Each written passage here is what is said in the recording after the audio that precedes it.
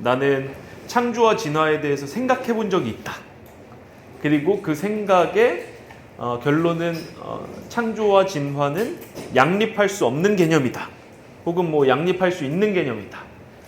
그 근거는 이렇다. 뭐 요 정도 한번 먼저 쉐어하고서 시작을 해볼까요? 왜 이런 질문을 먼저 드리는가 하면 우리가 이제 성경과 기독교 전통의 맥락에서 이 창조와 진화 문제를 어떻게 보는지에 대한 입장들, 세 가지 정도의 입장들을 추후에 볼 건데, 이 세 가지 입장 모두 일정 부분 성경적인 백그라운드도 가지고 있고 기독교 신학적인 백그라운드도 가지고 있기 때문에 물어보는 겁니다. 여쭤보는 거고, 그래서 세 가지 입장 모두 가능할 수는 있겠다. 다만 자기가 어떻게 그 생각에 도달하게 되었는지를 다시 한번 저희 이 특강을 들으시면서 나중에 검토해 보시고자 그래서 질문을 먼저 드리는 거예요. 예. 창조와 진화에 대해서 생각해 본 적이 있다 없다? 없다면 뭐 거기서 멈추는 거죠, 그렇죠? 있다 그러시면 이 창조와 진화가 양립할 수 있는 개념으로 생각을 하시는지 아니면 그렇지 않다고 생각을 하시는지 그 근거는 무엇인지에 대해서 한번 말씀해 주시면 좋을 것 같습니다. 예, 혹시 뭐 말씀하기가 조금 뭐 물리적으로, 그러니까 신체적으로 어려우시거나 아니면 뭐 패스해야 될 것 같으시면 저희는 패스가 있죠. 생각으로 분류를 해볼 수 있을 것 같은데, 첫 번째 부류의 생각은 창조와 진화는 양립할 수 없는 개념이다. 그래서 하나님이 창조하셨다라는 사실 자체는 생명체가 진화했다는 사실과 같이 갈 수 없다.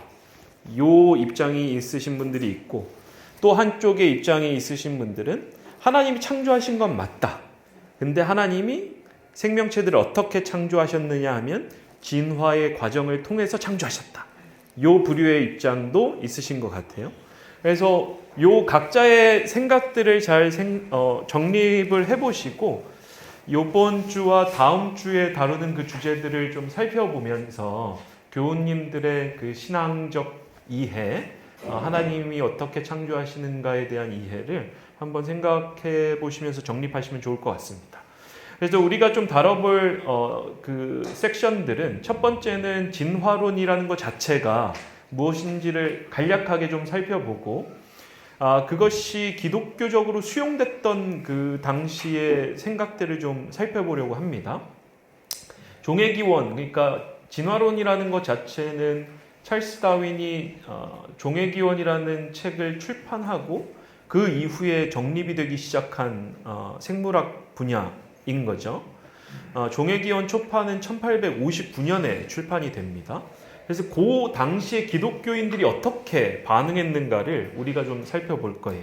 두 번째는 이 진화론과 기독교가 만났을 때 이 부분에 대해서 다양한 창조 이해, 이 진화론을 어떻게 받아들일 것인가에 대한 다양한 입장들이 있었는데, 큰 틀에서 세 가지 입장으로 나눠볼 수가 있습니다. 창조과학, 지적설계, 그리고 유신진화 혹은 진화창조론이라고 부르는 거. 요 세 가지 입장을 살펴볼 거고, 마지막으로는 성경과 기독교 전통에서는 창조를 어떻게 이해해 왔는가를 좀 살펴보면서 우리가 그 세 입장 중에서 어느 입장이 조금 더 성경과 기독교 전통에 부합한가, 요거는 다분히 그 당시 사회 상황과 진화론 자체에 대한 부분이기 때문에 신앙적인 요소들을 한번 이 교우님들이 들으시면서 좀 생각을 해보시면 좋을 것 같아요. 그래서 종의 기원이 어떤 맥락에서 출간이 되었는가, 그리고 다윈이 어떠한 생각으로 이 진화론이라는 것 자체를 제시를 했는가를 좀 살펴보면, 다윈 같은 경우에 1831년부터 36년까지 만으로 대략 한 4년 9개월 정도 이제 박물학자 혹은 자연학자로 분류가 되는데, 오늘날로 따지면 생물학자겠죠. 조금 더 세부적인 문과로 본다면 진화생물학자로서 이제 탑승을 하고, 비그로를 탑승하고 이제 그 다양한 그 지점들을 탐사하게 됩니다. 그래서 대표적으로는 남아메리카 그 지역을 쭉 훑으면서, 지금으로 따지면 우리 남미 지역이죠. 거기를 이제 비그로를 탑승하면서 생명체에 대한 탐사와 자료들을 수집해서 오기 시작을 했던 거예요. 다윈 같은 경우에 비그로를 탑승하기 전에는 종불변설이라는 걸 믿었습니다. 이 종불변설이 뭐냐 하면 이 단순히 창세기 1장에 보면 하나님이 천지를 창조하시고 생명체를 창조하시는데 어떻게 창조하시죠? 말씀으로 창조하시고 또 각 종대로 창조하시죠. 근데 이 종불변설이라는 것은 기독교적 차원에서의 종불변설도 있지만 그 당시 생물학의 전반적인 패러다임은 이 종불변설이었던 거예요. 아리스토텔레스라는 철학자 한 번쯤 들어보셨죠? 아리스토텔레스. 그 사람 같은 경우가 이제 플라톤 같은 경우에는 우리로 따지면 오늘날의 철학에 가깝고, 아리스토텔레스는 철학뿐만 아니라 그 당시의 자연 철학, 자연과학적인 연구들도 많이 해놓고 이론도 많이 발표를 했던 사람인 거예요. 그래서 우리가 전체 인간의 지성사에 있었을 때 가장 중요한 두 명의 철학자를 꼽으라면 플라톤과 아리스토텔레스로 보는 거죠. 왜? 이후의 철학자들은 이 노선 안에서 조금 더 스페시픽하게 내용들을 좀 다듬고 더 추가했을 뿐이지, 큰 틀에서는 이 두 거장을 넘어서는 철학자는 적어도 없는 걸로 인문학자들 전반적, 그러니까 신학자를 포함한 인문학자들 전반은 그렇게 이야기를 하고 있습니다. 그 맥락에서 아리스토텔레스는 우주가 영원하다고 봤었고요. 우주는 시작도 없고 끝도 없고 영원하다. 생명체들은 뭐다? 각각 종대로 영원부터 영원까지 쭉 존재하는 것이다. 그러면 이 종으로부터 저 종으로 넘어갈 수 있다 없다? 없다고 봤었어요.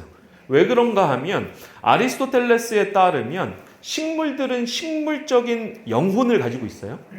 그래서 우리가 잘 보면 우리는 이제 그 농장주 교우님들도 좀 계시는데 적절한 때 비가 내리고 물 좀 뿌려주고 퇴비 좀 주면은 식물체가 쭉 자라잖아요. 어떻게 자라는 거죠, 그게? 쭉 자라죠. 그럼 도대체 그게 어떻게 자랄 수 있죠? 그렇죠. 저희는 현대과학적으로 그 이해를 가지고 있기 때문에 햇빛을 받으면서 광합성 작용도 하고 토양에 있는 영양분도 빨아들여서 그것이 물리화학적인 반응을 일으켜서 그 안에 생리적인 과정을 거쳐서 쭉 생장하잖아요. 근데 고대인들이 봤을 때는 이게 너무 신기하고 놀라운 거예요. 그래서 이걸 어떻게 설명했냐 하면 아리스토텔레스 같은 철학자는 식물체들은 식물의 영혼이 있다. 이 영혼이 식물체를 구성하고 있는 물질들을 배열해서 적절한 때에 자라게 만든다고 봤던 거예요. 이러한 생각들이 19세기 초까지도 쭉 이어지고 있었던 거예요. 그러니까 다윈의 시대까지도. 그래서 아리스토텔레스는 식물은 식물의 영혼을 가지고 있다고 봤고, 동물은 동물의 영혼을 가지고 있다고 봤고, 인간은 인간의 영혼인데 이성적인 영혼. 그래서 인간은 동물이긴 하지만, 사회적인 동물이긴 하지만 다른 동물들과 구분될 수 있는 존재다라고 이야기를 했던 거죠. 왜? 인간은 이성적이니까. 그 맥락에서 각 생명체들을 관장하는 본질과 핵심은 각각의 영혼이기 때문에 이 영혼이 바뀔 수 있을까요? 없을까요? 없죠. 그러니까 종이 불변한다고 봤던 거예요. 그래서 다윈 같은 경우도 비그로를 탑승하고 자신이 채집했던 그 생물체들의 자료들을 수집해서 자기와 함께 연구하고 있었던 동료 학자들과 얘기하기 전까지는 종불변설을 가지고 있었습니다. 아리스토텔레스적인 체계이기도 했고, 물론 이제 찰스 다윈의 할아버지 에라스무스 다윈 자체도 진화에 대해서 이야기는 했지만 큰 틀에서 아리스토텔레스적인 체계를 많이 벗어나지는 않았던 거예요. 생명체가 변하고는 있어도. 근데 그 이후에 종간 변이에 대해서 이야기를 합니다. 종간 변이는 뭐죠? 한 종이 다른 종으로 변화할 수 있다라는 거. 그리고 그러한 생각들이 어떻게 보면 진화론의 중요한 포인트 중에 하나였고, 두 번째는 이겁니다. 한정된 자원을 놓고 생명체는 경쟁하고 있다. 그리고 특정한 환경 안에서 경쟁하고 있는 생명체들 사이에서 생존에 유리한 특성 혹은 변이를 가진 생명체는 존속하고 멸절한다. 특정한 환경 안에서 한정된 자원을 놓고 생명체는 경쟁을 벌일 수밖에 없다. 그럼 이 경쟁에 유리한 사람은 누구다? 그 환경 안에서 조금 더 생존에 필요한 것들을 확보하기 쉬운 개체들. 그럼 그 개체들만 살아남고 나머지는 멸절될 수 있겠죠. 왜냐하면 그 개체들끼리 또 암수 생식을 하든지 아니면 결합을 통해서 자손들을 남기고 그 특질들은 이어질 테니까. 그래서 이러한 특징들을 가지고 다윈은 자신의 종의 기원 초판을 출간하는 데까지 이르렀던 겁니다. 그래서 요거 뭐 직접 인용은 그냥 넘어가도 될 것 같고, 그 맥락에서 자신의 생각들을 가다듬다가 이제 38년부터 44년까지, 그러니까 귀환했던 게 36년이잖아요. 비그로 탑승하고 채집해오고 그 다음에 이제 동료학자들과 슬슬 토론하면서 자신의 생각을 발전시키는 것이 한 44년까지 이어졌던 거죠. 그래서 44년 어간에 가서는 자연 선택을 통한 진화 개념 자체가 어느 정도 확립이 됐던 겁니다. 다시 말해 진화론 자체에 대한 생각을 어느 정도 정립을 했던 거예요. 그래서 231쪽 정도의 논문도 완성을 했지만 출판은 안 합니다. 그리고 이 생각은 이미 예전 한 38년부터는 디벨롭 시키고 있었기 때문에 충분히 출간할 수 있었음에도 불구하고 44년까지도 이제 출판을 안 하고 있었던 거죠. 그리고 56년까지도 그 생각에 대해서 공적인 자리에서는 발표하지 않고 있었습니다. 이거에 대해서 다윈을 연구했던 그 학자들 사이에 두 가지 썰이 있는데, 첫 번째는 다윈의 완벽주의적인 성향 때문이다. 그러니까 자기가 지금까지 계속해서 자료를 모아왔고 그것에 대해서 자기가 봤을 때의 그 스탠다드, 그 기준에 맞출 정도의 수준이 안 됐다고 판단했기 때문에 출간을 계속 미뤄왔다라는 한 가지 썰이 있고요. 두 번째 썰은 소심한 다윈. 그러니까 다윈이 그 당시 사람들이 가지고 있었던 생각은 당연히 뭐였겠어요? 창조론인 거죠. 근데 여기서의 창조론은 뭐다? 하나님이 초자연적으로 세상에 개입해서 종별로 창조하시고 각각의 종들에 해당하는 영혼들을 주입시켜 놓았다. 그래서 대부분의 사람들은, 기독교 신앙인들은 초자연적인 창조론, 기적적인 창조론을 가지고 있었기 때문에 실상 이 생각 자체에 대해서, 다윈이 가지고 있었던 생각 자체에 대해서 상당히 충격을 받을 수가 있었던 거예요. 그래서 주변 사람들한테는 좀 나눴을 거예요, 다윈이. 근데 앞불싸 와이프가 알게 된 거죠. 그래서 그 편지, 다윈한테 보냈던 그 편지가 남아있는데, 와이프가 다윈한테 뭐라고 쓰는가 하면, 당신의 연구가 당신과 내 사이를 갈라놓지 않기를 바랍니다. 그거 얘기하기만 해봐. 나랑 끝나는 걸 뭐 이런 거잖아요. 그러니까 어떻게 보면 가장 친밀했던 자기의 와이프도 받아들일 수 없을 정도의 생각이었던 거예요. 왜냐하면 그 당시에는 초자연적인 개입을 통한 하나님의 창조가 너무도 확고한 이해로 자리 잡고 있었기 때문에. 그래서 계속 출판을 안 하고 있다가 1956년에 자기의 친구 중에 한 명이었던 이 월리스, 에프리드 러셀 월리스라는 동료 학자로부터 편지를 하나 받습니다. 근데 이 편지를 봤더니 이 월리스가 아마존강이라든지 뭐 이런 데서 이제 비슷하게 자연학자로서 연구를 하면서 자기의 연구를 정리해서 논문을 하나 쓴 거예요. 그래서 이걸 다윈한테 좀 대신 출판 좀 해달라, 발표하고 출판 좀 해달라고 했는데 딱 받아보니까 뭐겠어요? 자기가 지금까지 생각하고 있었던 겁니다.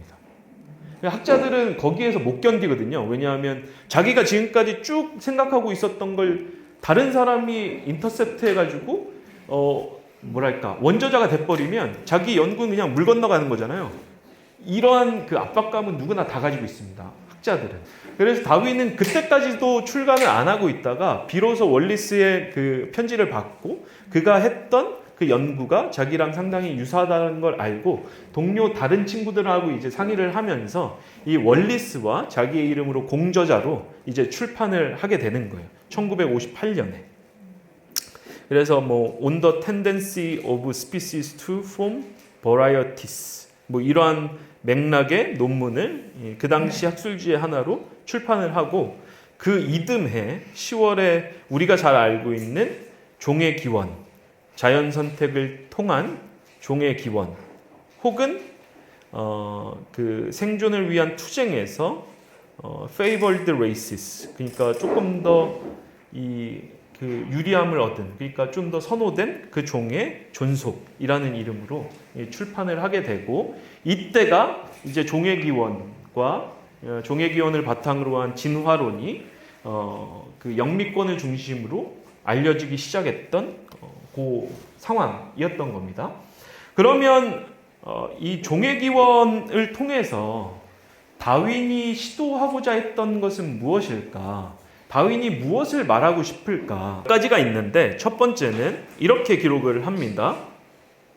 초판에 보면 내 저술의 주된 목적은 종들 각각의 분리된 창조라는 교리를 뒤집는 것. 그럼에도 불구하고 나는 동물들이 기껏해야 넷 또는 5 종류의 조상들로부터 유래했고 식물들도 그와 같거나 그보다 적은 수의 조상에서 유래했다고 생각한다. 자, 우리가 이것만 보면 마치 다윈이 창조 교리 자체를 뒤집으려는 생각처럼 그렇게 느껴질 수 있으나 그건 아니고요. 다윈의 말년에 대해서는 학자들마다 의견이 조금 다른데 어떤 학자들은 불가지론자로 남았다.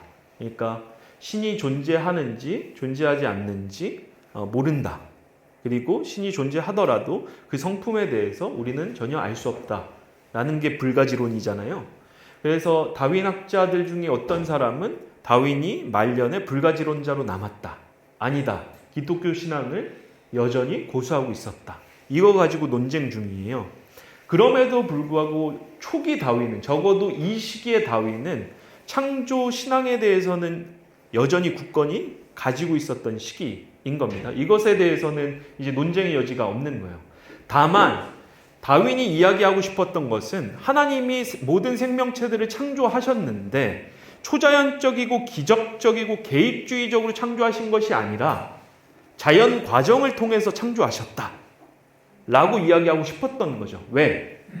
그렇게 봐야 자연 철학, 자연과학을 통해서 드러난 생명체의 기원 문제와 기독교 신앙에서 고백해왔던 창조 신앙이 조화를 가질 수가 있으니까. 저희가 꽤 오래전이긴 한데 지지난주 저희가 다뤘던 기독교 전통 중에 자연 철학, 자연과학과 기독교 신학은 양립할 수밖에 없다라고 주장했던 그 책의 전통. 몇 가지 책의 전통이었죠? 2가지 책 전통이었잖아요. 그렇죠? 성경을 읽어냄으로써 하나님, 진리에 대해서 알 수 있는 그 한 가지 책, 성경을 통한 하나님 이해. 두 번째는 자연의 책, 자연과학 혹은 자연 철학을 통해서 진리를 알아냄으로써 하나님을 알 수 있는 두 번째 책. 그래서 2가지 책 전통이었죠. 왜? 진리는 하나님의 것이고 과학적 진리도 하나님의 것이니까. 그래서 다윈은 그러한 2가지 책 전통에 확고히 서 있었기 때문에 실상 자연 철학을 통해서 드러난 그 생명체의 발생과 그 기원에 대한 이론이 창조론과 조화를 이룰 수 있다라고 봤던 거예요. 그래서 다윈은 그 당시 학계에 발표를 할 때 초자연적으로 하나님이 창조하신 것이 아니라 하나님이 자연 과정을 통해서 자연 선택이라는 자연 과정을 통해서 창조하신 것이다 라고 이야기를 하고 싶었던 거죠. 그런데 이 종의 기원 초판이 출판된 이 시점만 하더라도 몇몇 종들은, 그러니까 최초 종들은 하나님의 초자연적인 개입에 의해서 만들어졌을 가능성에 대해서도 여전히 고수를 하고 있었습니다. 근데 후기에 가서는 68년 정도에 가서는 또 다른 저작에서 뭐라고 이야기를 하는가 하면 인간, 동물, 식물 등의 발생에 관한 초자연적인 발생 방법을 부인하게 됩니다. 그러면서 아무리 그랬으면 하고 하더라도 에서 그레이 교수, 그러니까 그 당시 다윈의 진화론을 받아들였던 사람들 가운데서 다 이게 자연 과정을 통해서 하나님 창조하신 거 맞다. 근데 다만 생명체가 처음 시작되던 그 시점, 그리고 인간을 창조하신 것은 하나님의 초자연적인 개입에 의한 것이다 라고 주장하는 사람들이 있었던 거예요. 그러니까 진화론적인 이해와 초자연적인 창조 이해를 종합하면서 가지고 갔던 사람들도 여전히 있었던 거죠. 근데 다윈은 초창기에는 그걸 인정을 하다가 이 중반기 68년 정도에 와서는 아니다, 인간도 자연 과정을 통해서 출현한 것이다 라고 봤던 거예요. 여기까지 이해가 되셨어요? 그러니까 종의기원이 진화론이 처음 발표가 됐을 때 기독교에서는 첫 번째는 초자연적인 창조만 가지고 있었습니다. 인간이든 생명체든, 그리고 몇몇 생명체가 시작했던 그 시점도 하나님이 초자연적으로 개입해서 만드셨다는 생각만 있었던 거예요. 근데 진화론이 발표된 이후에는 인간 정도는, 혹은 생명체의 최초 시점은 하나님이 초자연적으로 개입해서 창조하시고 이후에 진화 과정을 통해서 창조하셨다라는 생각이 섞여 있었던 거죠. 다윈도 그랬었고. 근데 후반에 가서는 초자연적으로만 하나님이 창조하신다. 최초 생명체와 인간은 초자연적으로 창조하시되 진화 과정을 통해서 다른 생명체들은 창조하신다. 두 번째 입장. 세 번째 입장, 다윈이 자신의 입장을 바꾸면서 인간조차도 하나님이 자연 과정을 통해서만 창조하셨다라는 이해로 갈라지게 되는 거예요. 총 68년 어간에 가면 세 입장이 기독교 진영 안에서 있었던 겁니다. 첫 번째 입장, 초자연적으로만 하나님이 개입해서 창조하신다. 두 번째 입장, 최초 생명체와 인간 정도는 초자연적으로 개입해서 창조하시고 나머지는 진화 과정을 통해서 창조하신다. 마지막 세 번째는 초자연적인 개입을 통한 창조는 없고 하나님이 최초 생명체부터도 자연 과정을 통해서 창조하셨다. 이해가 되셨죠? 그러니까 첫 번째 입장은 기적적인 창조를 상당히 강조하는 거고, 두 번째는 좀 더 모더레이트한, 중도적인, 마지막은 완전히 자연 과정을 통해서만 하나님이 창조하시는 겁니다. 그래서 다윈은 자신의 생각을 이렇게 가다듬게 됩니다. 그러면서 이게 진화론에서 중요한 개념 중에 하나인데 생명의 나무 개념입니다. 여기에 보시면 최초 생명체, 저 화면 안에서 뿌리처럼 보이는 초록색으로 되어 있는 저 지점이 최초 생명체인 거예요. 그래서 다윈 본인도 자신의 저작에서 뭐라고 이야기를 하는가 하면 작고 따뜻한 연못으로부터 아마도 최초 생명체들이 출현했을 것이다라고 추론을 합니다. 그 다음에는 변이와 자연 선택을 통해서 각 종들이 분기해 나가는 거죠. 최초 생명체가 출현하고 변이와 자연 선택에 의해서 생존력들이 갈라지니까 종분화를 통해서 어떤 종들은 멸절하고 어떤 종들은 살아남고 갈라져 나오고 쭉 갈라져 나오고 이런 방식으로 모든 종들이 출현하게 되었다. 근데 여기서 문제는 뭐냐면 인간도 저렇게 변이와 자연 선택을 통해서 나타나게 되었다라는 입장이었던 겁니다. 왜 이게 문제가 됐을까요? 특별히 인간도 자연 과정을 통해서 생겨났다는 게 왜 문제가 됐을까요? 근데 우리가 아까 이야기했었던 그 모더레이트한 입장을 보면 다른 생명체들, 예를 들면 뭐 새니 아니면 뭐 돌고래니 아니면 뭐 육지의 동물들이니 이런 것들은 창세기에 나와 있는 대로 창조된 것은 아니고 진화 과정을 통해서 창조되었다라고 수용하기도 했었잖아요. 근데 그 사람들도 인간 창조는 자연 과정을 통해서 이루어진 것은 아니다라고 거부를 했었잖아요. 그래서 인간 창조 자체가 자연 과정을 통해서 이루어졌다는 그 주장에 대해서 왜 그렇게 사람들이 거부했을까? 힌트를 드리자면 저 당시에 가장 강력하게 가지고 있었던 하나님의 형상 개념은 아까 아리스토텔레스적으로 따지면 인간은 어떤 영혼을 가지고 있다고 생각을 했었죠? 우리가 몸을 떠날 수 있는 형태의 영혼. 자, 만약에 인간이 자연 선택을 통해서, 자연 과정을 통해서, 변이와 자연 선택을 통해 출현했다면 다른 동물들과 인간의 다른 점을 이야기할 수가 있어요? 동물들은 동물들의 영혼을 가지고 있고 인간은 이성적인 영혼을 가지고 있는데 만약에 동물들과 인간이 함께 동일한 과정에 의해서 출현했다면 이성적인 영혼이 생겨날 가능성이 없는 거잖아요. 동물적인 영혼을 가질 뿐이지. 이게 상당히 바더가 됐던 거예요. 이 지점을 저희는 아마 다다음 주 정도에 다루게 될 겁니다. 다음 주는 아니고. 예. 그래서 하나님의 형상을 나는 어떻게 생각을 하고 계시는지 그걸 잘 생각을 해보시면 좋을 것 같아요. 자, 그 맥락에서 다시 돌아간다면 그러한 지점들, 그러니까 인간에 대한 이해가 다른 것들은 뭐 다 괜찮다고 하더라도 인간에 대한 이해가 다윈이 던지는 것이 상당히 레디컬하게 느껴졌었기 때문에 다윈의 주장 자체가 상당히 처음에는 받아들여지기 힘들었던 거예요. 진화론 자체가 이야기하는 것은 대략 한 5가지 정도로 이야기를 하는데 에른스트 마이어라고 하버드 대학에서 재직했었던 진화생물학자입니다. 그래서 진화론은 5가지 특징을 가지는데 첫 번째는 사실로서의 진화. 그러니까 생명체들이 시간 속에서 진화했다. 그러니까 아리스토텔레스적인 종불변설, 본질주의에 대한 비판, 거부인 거죠. 두 번째는 서로 다른 생명체들이 공통조상으로부터 유래했다. 요게 최초 생명체가 공통조상이 있고 분기되는 시점의 마지막 생명체가 공통조상들이겠죠. 그리고 세 번째는 시간의 흐름 속에서 새로운 종이 출현하고 증가한다. 네 번째는 새로운 종은 점진적인 변화를 통해서 등장한다. 마지막은 자연선택. 한정된 자원 안에서 생명체들이 경쟁하다가 특정한 환경 안에서 살아남기 유리한 종들만 선택된다. 그러니까 자연선택이라는 건 비유적인 표현인 거죠. 자연이 무슨 의식이 있어서 선택하는 게 아니잖아요. 그렇죠? 그러니까 비유적인 개념입니다. 저건. 그래서 아까 말씀드렸다시피 다윈의 진화론이 처음에 출간됐을 때 상당히 반발들이 있었고 시끌시끌했었어요.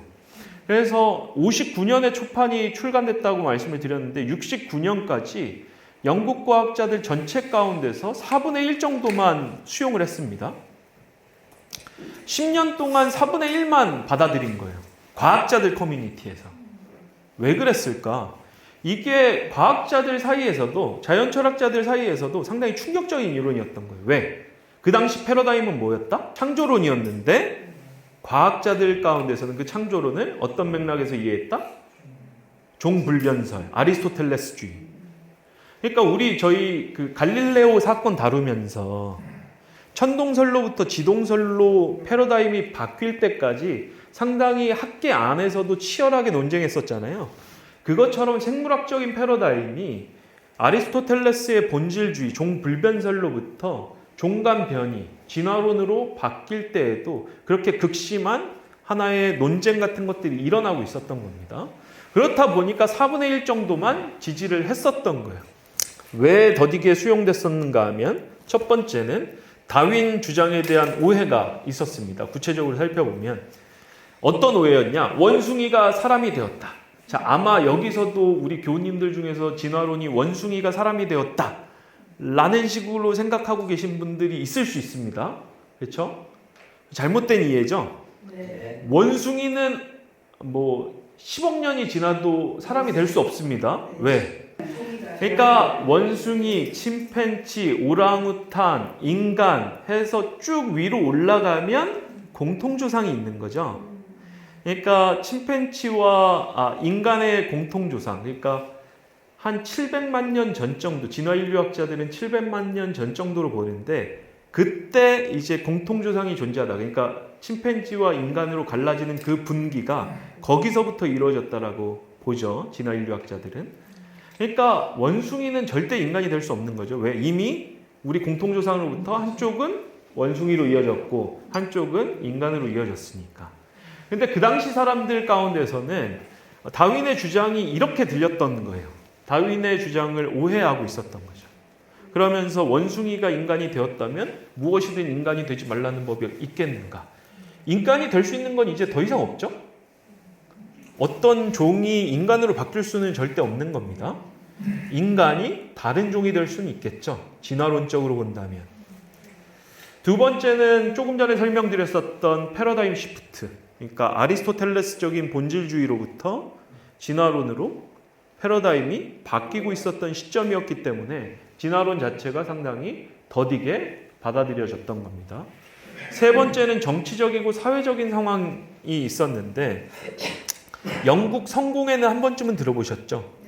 영국 사회 상황에서 성공회는 기득권입니다. 주류 종교인들이 다 성공회이니까. 그래서 성공회 기반의 토리당이라는 것이 하나 있었고 장로교와 유니테리언이라는 종파도 있었는데 유니테리언은 단성론자들인 거예요. 그러니까 삼위일체는 부인하고 오직 신은 하나님 아버지밖에 없다. 예수님은 누구다? 아들이 아닌 거죠.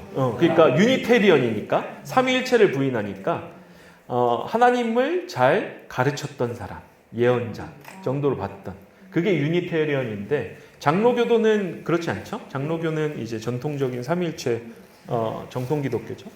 근데 이제 장로교와 유니테리언을 바탕으로 했던 휘그당이라는 것이 있었고 세 번째 집단이 소수이긴 했지만 급진주의자 정당이 따로 있었던 거예요. 다윈은 이제 휘그당 배경을 가지고 있었습니다. 종교적으로는 유니테리언의 영향을 받았었던 그러니까 다윈 자체도 아마 유니테리언의 영향을 좀 받았던 것 같기는 해요. 후기에 그렇게 논쟁들이 있는 거 보면 그러한 그 모습들을 좀 찾아볼 수 있을 것 같습니다. 근데 급진주의 정당은 상당히 하드코어한 라마르크 진화론을 수용하고 그걸 주장을 하고 있었어요. 그러면 기득권 차원에서 보면 지금 다윈의 진화론이 탐탁하겠어요? 아니면 탐탁지 않겠어요? 탐탁지 않죠. 왜? 누구든지 주류를 이루고 있는 기득권은 사회적인 변화에 대해서 좀 거부하려는 움직임이 좀 강하죠. 왜? 전통적인 가치들이 중시가 되니까. 근데 지금 진화론은 새로운 가치를 표방하고 있고 그걸 제안하고 있기 때문에 이게 상당히 레디컬하고 급진적으로 느껴졌던 거예요. 그러다 보니까 정치적인 상황에서도 사회적인 상황에서도 실상 다윈의 주장이 쉽게 받아들여지지 않았던 겁니다. 초기에는. 그리고 마지막으로는 이 기독교 신앙적인 이유였는데 그 당시 대세는 초자연적인 개입과 창조라고 말씀을 드렸었죠. 그렇죠? 신학 내에서, 기독교 내에서 하나님의 창조는 무엇이다? 자연 과정을 통한 그 자연 발생적인 창조가 아니라 하나님이 초자연적으로 개입하셔서 무엇인가를 만드시는 것이 그 당시 창조에 대한 이해였던 겁니다. 그걸 이야기했던 게 윌리엄 페일리라는 신학자예요. 세 가지를 이야기했었는데 첫 번째 창조는 개입 혹은 불가해한 것, 그러니까 설명이 불가능한 자연현상을 가리키는 개념이다. 창조라는 것은. 두 번째는 피조된 세계는 하나님의 설계와 성품을 반영한다. 그래서 그 상당히 유명했던 그 비유 중에 하나가 만약에 길을 걷다가 나무 위에 걸린 시계를 발견하게 되면 그 시계는 자연 발생적으로 나타났다고 이야기할 수 있겠냐 없겠냐 라는 게 이 페일리의 주장이었던 거예요. 당연히 시계와 같이 복잡한 장치들을 보면 이건 자연 과정을 통해서 출현했을 것으로 볼 수가 없다. 누군가 와치메이커, 시계공이 있어서 그걸 만들어서 거기에 뒀을 것이다 라고 생각을 했던 거죠. 그 맥락에서 이제 이 페일리는 그렇게 주장을 했던 거고, 세 번째는 종은 태초의 창조 때 만들어진 고정불변한 속성이다. 종불변설인 거죠. 그래서 이게 그 당시 기독교 신앙과 신학자들 사이의 주류 입장이었기 때문에 이 맥락에서 보더라도 다윈의 진화론은 선뜻 받아들이기가 힘들었던 겁니다. 그러나 이제 이 1859년부터 69년 초기에는 받아들여지기 힘들었는데 그 이후에는 거의 학계에서는 수용이 되기 시작을 합니다. 1879년에는 이 사람은 과학사 및 과학철학 학회 회장을 지냈었던 로널드 넘벌스인데 이분이 이제 기독교 신앙과 이 진화론 사이의 상호작용에 대해서 전문적으로 연구했던 분이에요. 그래서 이분이 뭐라고 그 사료들을 찾아가면서 정리를 하는가 하면 1879년 미국 과학계가 거의 만장일치로 진화론을 수용했다. 미국에서 활동하는 동식물 학자들 중 진화론자가 아닌 사람은 맥길 대학의 존 윌리엄 도슨과 프린스턴 대학의 아놀드 기호 정도였다.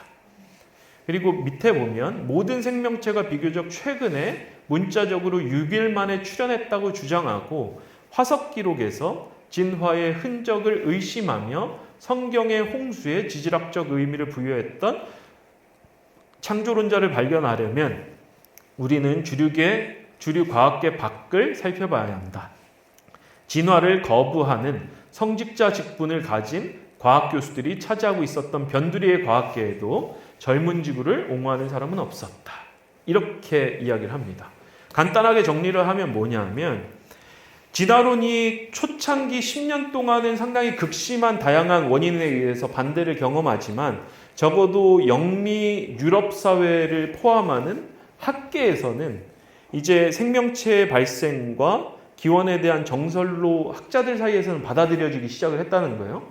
근데 그 학자들은 누구를 포함한다? 기독교 신앙을 가지고 있는 학자들도 다 포함한다. 그러면 이것에 대해서 거부하는 움직임은 어디로부터 나왔다? 교계에서만 남게 된 거예요. 그 부분에 대해서는 저희가 다음 주에 살펴보려고 합니다.